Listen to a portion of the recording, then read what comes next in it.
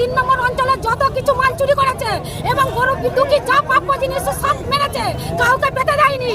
তার জন্য এত বিক্ষোভ এবং ও বার্তা দিত, আর যে টিএমসি জেলাগুলো ছিল তাদের কাছে প্রত্যেকটা মেয়েকে বার্তা দিত কি যে ওই আমার জেলাদের কাছে গেল পরে 10,000 টাকা করে দেওয়া হবে। তার জন্য ওকে এই জন্য এই বিক্ষোভ দেখানো হচ্ছে, এতদিনের ক্ষোভ মানুষ বুক রাখছে। চন্দন বেরা যে অঞ্চল সভাপতি রয়েছে তিনি ওইগুলো উনি কি উপপ্রধান, উনি তৃণমূলের উপপ্রধান ছিলেন এবং অঞ্চল সভাপতি ছিলেন তৃণমূলের। উনি এইসব কাজ নাই করেছেন। 50,000 টাকার বিনিময়ে 6,300 ফুট প্রায় পাইপ উনি মানে বিনা কোনো টেন্ডারে সরকারি পাইপ উনি দিয়ে দিয়েছেন।